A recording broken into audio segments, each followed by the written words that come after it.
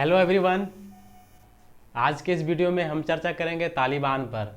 दोस्तों, हाल ही के दिनों में जो है तालिबान काफ़ी चर्चा का विषय रहा है। तो ये आपके लिए जानना जरूरी हो जाता है कि तालिबान की उत्पत्ति कैसे हुई, इसकी ऐतिहासिक पृष्ठभूमि क्या है। तो तालिबान की ऐतिहासिक पृष्ठभूमि के बारे में हम जानेंगे। इसके पहले सबसे पहले आप देखिए कि अफगानिस्तान है कहाँ, इसका लोकेशन क्या है ना। तो देखिए ये हमारा रहा, ये देखिए आप देख सकते हैं इसके स्केच मैप में। ये देखिए ये हमारा क्या है, पूरा इंडिया है ना। तो इंडिया के जस्ट बगल में ही क्या है, पाकिस्तान है। और इसके जस्ट बगल में ही है ना, दिख रहा है ये आपको, अफगानिस्तान है ना। इसके जस्ट बगल में क्या है, अफगानिस्तान है ना। आप देख सकते हैं इसको, देखिए अफगानिस्तान है ना। तो ये अफगानिस्तान जो है, यदि अगर आप यहाँ जाएंगे तो आपको जो है इसकी जो बनावट, जो अफगानिस्तान की बनावट जो है, यहाँ जो है काफ़ी आपको पहाड़ ही पहाड़ मिलेगा, है ना। मतलब यहाँ जो है 90% इलाका जो क्या है, पहाड़ों से ढका हुआ है। और अफगानिस्तान की सबसे बड़ी खासियत ये है कि अफगानिस्तान जो है, यहाँ जो है इसकी यहाँ के जो इन्वायरमेंट है वो क्या है, ओपीएम के लिए जो है, ओपीएम के लिए जाना जाता है। तो कहने का मतलब यहाँ जो ओपीएम की खेती, मतलब अफीम की खेती जो बहुत ज़्यादा होती है। दुनिया में सबसे ज़्यादा जो है अफीम के उत्पादन जो है करने वाला देश कौन है, तो अफगानिस्तान है ना। यदि अगर आपका सवाल आए कि अफीम उत्पादक में सबसे प्रथम स्थान कौन सा देश का है, तो अफगानिस्तान की नाम आता है। और उसी के जस्ट बगल में आप देखेंगे, ये वर्ल्ड मैप आप देखेंगे है ना, ये देखेंगे ये क्या है, इंडिया है। और इसी के जस्ट बगल में पाकिस्तान, और इसके जस्ट बगल में क्या है, ईरान है ना। तो देखिए पाकिस्तान, अफगानिस्तान और ईरान, ये तीनों देशों में जो है क्या है कि इसमें, ये तीनों देशों में जो है बहुत ज़्यादा जो है अफीम की खेती होती है। सबसे ज़्यादा तो अफगानिस्तान में होता है, उसके बाद पाकिस्तान, उसके बाद ईरान में, है ना। क्योंकि ये अगल बगल का देश है तो इन्वायरमेंट भी उसी तरीके से है। तो ये तीनों देशों में जो अफीम की खेती बहुत ज़्यादा होती है। तो अफीम की खेती जिसकी हम बात कर रहे हैं, ये अफीम की खेती जो है मूलतः जो इसका मेडिसिन में यूज किया जाता है। जैसे मान लीजिए यदि अगर कोई सेना मतलब घायल हो जाता है, तो सेना को क्या, उस घायल सेना को है ना क्या किया जाता है, अफीम खिलाया जाता है ना, ओपियम खिलाया जाता है, ताकि उसको जो है दर्द को कम एहसास होता है ना। यदि अगर आप अफीम लेंगे तो आपको दर्द है ना काफ़ी कम महसूस होगा। और उसी तरीके से जब डॉक्टर होता है वो क्या करता है, जब कोई पेशेंट को ऑपरेशन कर रहा होता है, तो उस पेशेंट को क्या करता है, अफीम खिला देता है, ताकि जो है उसको बेहोशी के हालात में जो आसानी से क्या कर सके, उसको उसका जो ऑपरेशन कर सके। तो ये अफीम का यूज है। तो यदि अगर हम लोग भारत के संदर्भ में बात करें, अफगानिस्तान और भारत के संदर्भ में, तो भारत जो है अफगानिस्तान को जो है काफ़ी मदद किया है। भारत चाहता भी है कि अफगानिस्तान में जो है लोकतंत्र स्थापित हो, डेमोक्रेसी स्थापित हो। और इसी डेमोक्रेसी स्थापित करने के लिए जो है भारत सपोर्ट भी करता है अफगानिस्तान को। तो इसी सिलसिले में जो है भारत जो है वहाँ जो है सलमा बांध बना के रखा है ना। सलमा बांध बनाने में मदद किया है। और सहतूत बांध, दूसरा सहतूत बांध जो है भारत के ही सहयोग से अफगानिस्तान में बनाया गया है। और तीसरी बात यह है कि वहाँ के जो डेलराज हाईवे है, तो डेलराज हाईवे के निर्माण में जो है भारत का काफ़ी सहयोग हुआ। और सबसे महत्वपूर्ण बात यह है कि जो अफगानिस्तान के जो पार्लियामेंट भवन है, जो संसद भवन है, तो इसका निर्माण कौन कर दिया, हमारे भारत सरकार ही कर दी है। तो कहने का मतलब है अफगानिस्तान जो है भारत के लिए काफ़ी महत्वपूर्ण हो जाता है ना। भारत और पाकिस्तान का काफ़ी अच्छा रिश्ता है, काफ़ी अच्छा रिश्ता है। तो भारत के लिए जो है अफगानिस्तान काफ़ी इम्पोर्टेंट देश माना जाता है ना। और जाहिर सी बात है, करना भी चाहिए, है ना। क्योंकि आप जानते हैं हमारा पड़ोसी देश जो पाकिस्तान है, तो कहीं ना कहीं ये भारत की नीति है कि यदि अगर पाकिस्तान को घेरना है तो अफगानिस्तान से दोस्ती करना होगा। तो ये हमारी विदेश नीति है, भारत की विदेश नीति है। इसके बारे में हम काफ़ी विस्तार से कभी चर्चा करेंगे अगले वीडियो में। तो आज का हमारा जो चर्चा है वो तालिबान पर आधारित है। तो यदि अगर हम लोग बात करें तालिबान की ऐतिहासिक पृष्ठभूमि के बारे में, तो दोस्तों आप जानते होंगे कि द्वितीय विश्व युद्ध के बाद जो है, मतलब 1945 के बाद जो है पूरा विश्व जो है क्या हुआ था, दो खेमों में बंट गया था।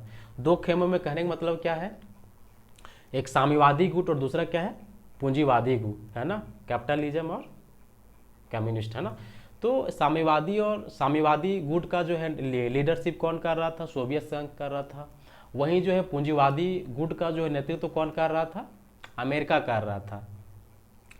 तो इसमें इसी कालांतर में क्या होता है कि अमेरिका जो है रूस को घेरने के लिए क्या करता है, जो पाकिस्तान का जो है ना, जो हमारा ही इलाका था, पाकिस्तान के जो हमारा ही इलाका था, पाकिस्तान जो क्या करता है, अमेरिका को जो है यहाँ जो है ना गिलगिट में जो क्या करता है, अपना सैनिक अड्डा जमाने के लिए जो पाकिस्तान जो इसको इजाज़त दे देता है ना। यदि आप इसको देख रहे हैं तो यहाँ क्या गिलगिट प्रांत है ना, तो यहीं क्या करता है, रूस को घेरने के लिए जो है, रूस ऊपर में है ना, रूस को घेरने के लिए क्या करता है, अमेरिका जो यहाँ गिलगिट प्रांत में जो क्या करता है, सैनिक अड्डा बसा लेता है।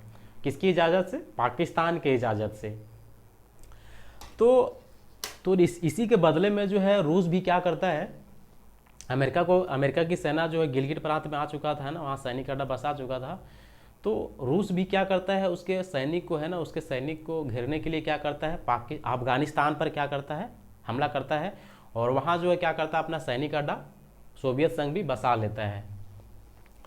तो इस तरीके से अमेरिका जो है फिर क्या करता है, पुनः जो है सोवियत संघ से लड़ने के लिए है ना, सोवियत संघ को घेरने के लिए क्या करता है, साउथ अफ्रीका से जो है एक बहुत बड़े विद्वान है ना, एक इंजीनियर है ना, साइंटिस्ट को बुलाते हैं। तो आप समझ गए होंगे कि किसको बुलाते हैं। तो ओसामा बिन लादेन थे। वो साइंटिस्ट कौन थे? ओसामा बिन लादेन थे, है ना। ये साउथ अफ्रीका से बुलाए जाते हैं अमेरिका द्वारा अफगानिस्तान में। तो ओसामा बिन लादेन की सबसे बड़ी खासियत बात ये थी कि उनके अंदर ये खासियत था कि वो कोई भी व्यक्ति को क्या करते थे, वो मोटिवेट कर लेते थे। तो वही काम जो है अमेरिका उसको सौंपा था और बखूबी जो है इस काम को निभाया भी। लादेन जो है बखूबी इस काम को निभाया भी, और अंततः जो है सोवियत सेना जो है अंततः वहाँ से है ना भाग गई 1990 में। और इसी कालांतर में क्या करता है कि ओसामा बिन लादेन जो है, जब सोवियत संघ भाग जाता है, इसी क्रम में जो है ना आगे चल करके जो है ओसामा बिन लादेन जो है, जो अमेरिका का है ना वर्ल्ड ट्रेड रहती है, वहाँ वर्ल्ड ट्रेड बिल्डिंग जो है उसमें क्या करता है, अटैक कर देता है 2001 में जो है, 11 सितंबर 2001 में जो है वर्ल्ड ट्रेड में क्या करता है, ओसामा बिन लादेन हमला कर देता है। इसके पीछे भी कारण है, क्योंकि आप जानते होंगे, नहीं जानते हो तो आप जान लीजिए। ओसामा बिन लादेन जो वर्ल्ड ट्रेड में हमला करने के पीछे कारण ये था कि अमेरिका जो है फिलिस्तीनियों को क्या किया था, वहाँ काफ़ी मुस्लिम थे, है ना। तो अमेरिका जो फिलिस्तीनियों को मतलब काफ़ी ज़्यादा हत्या किया था, काफ़ी निर्मम हत्या किया था। तो इसी को बदला लेने के लिए जो है क्या किया था, लादेन जो है अमेरिका से बदला लिया है ना वर्ल्ड ट्रेड हमला को कर करके। तो फिर हमला करके क्या करता है, लादेन जो है तालिबानियों के संगठन में मिल जाता है, तो अमेरिका क्या करता है, तालिबानियों से कि जो अलकायदा जो आपके यहाँ छिपा हुआ है वो क्या कीजिए, हमें सौंप दीजिए। तो तालिबान जो इस बात को जो है इनकार कर देता है। तालिबान क्या करता है, उसके अमेरिका के बात को जो है मानता नहीं है।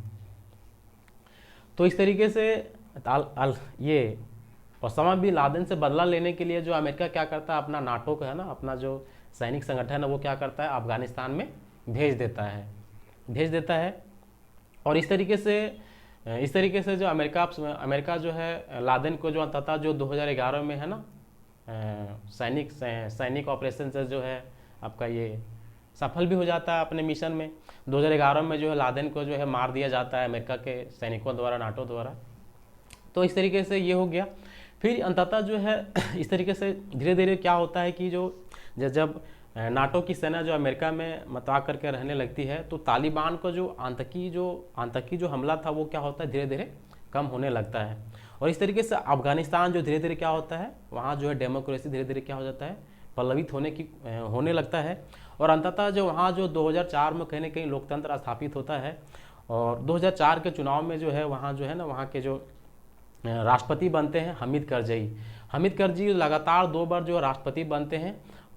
फिर जो है हामिद करज़ई के बाद जो है फिर अशरफ गनी 2 बार चुने जाते हैं 2014 और 2019 में। तो फिलहाल जो अशरफ गनी ही थे। तो इसके पीछे जो है इसके सबसे महत्वपूर्ण बात ये होता है कि तालिबान और अमेरिका के बीच क्या होती है, 2020 में जो है एक समझौता होता है। और तालिबान और अमेरिका के बीच समझौता होता है जिसका नाम होता है दोहा वार्ता। तो इस दोहा वार्ता में जो है अमेरिका जो है तालिबानियों से यह वायदा करता है कि यदि अगर आप जो है अमेरिका पर आप ऐसा कुछ आतंकी हमला नहीं करेंगे और नाटो सैनिकों को आप परेशान नहीं करेंगे, तो हमारी जो सेना अफगानिस्तान में रह रही है आपके नियंत्रण के लिए, तो वो क्या होगी, धीरे धीरे वापस अपने देश, हमारे देश चले आएगा। तो इस तरीके से अपने समझौता के अनुकूल क्या होता है, अमेरिका जो है, अमेरिका की जो सेना होती है नाटो, वो क्या होता है, हाल ही में चले जाता है ना। तो ये जो दोहा वार्ता होती है, इसमें जो है अशरफ गनी को शामिल नहीं किया जाता है। ये सबसे बड़ी भूल थी अमेरिका की, ये शामिल नहीं किया जाता है। तो जैसे ही जब वापस चले जाता है अमेरिकी सेना वापस जब चले जाता है ना वायदा के अनुकूल, तो इसमें फिर क्या होता है, तालिबान जो है फिर अंततः आप तो फिलहाल आप जान ही रहे हैं कि 90% हिस्सा जो अफगानिस्तान पर कब्जा कर लिया है।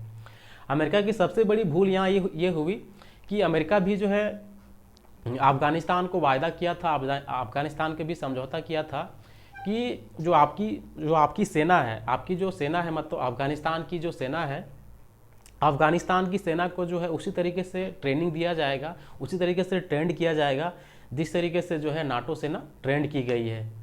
तो कहीं ना कहीं अमेरिका जो है अफगानिस्तान की सेना को जो है ना उसको ट्रेनिंग देने में असफल हो जाते हैं। तो आप जानते ही होंगे कि अफगानिस्तान की सेना जो है तालिबान के यहाँ जो है घुटने टेक दिया है ना, आत्मसमर्पण कर दिया।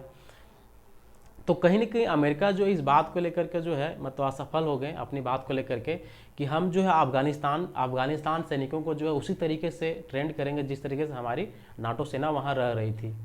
तो ये कहीं ना कहीं कमी नज़र आ रही थी और अंततः जो परिणाम आप देख रहे हैं कि तालिबान जो लगभग 90% हिस्सों में जो है क्या किया है, अफगानिस्तान पर पूरी कब्जा कर लिया है। तो दोस्तों इस छोटे से वीडियो में अफगानिस्तान जो है ना, अफगानिस्तान की वहाँ जो तालिबानी संगठन है, आतंकवादी संगठन, इसके बारे में हम चर्चा किए। उम्मीद करते हैं हमारा यह वीडियो आपको काफ़ी अच्छा लगा होगा, आपके लिए हेल्पफुल भी हुआ होगा। मिलते हैं अगले वीडियो में, तब तक के लिए धन्यवाद।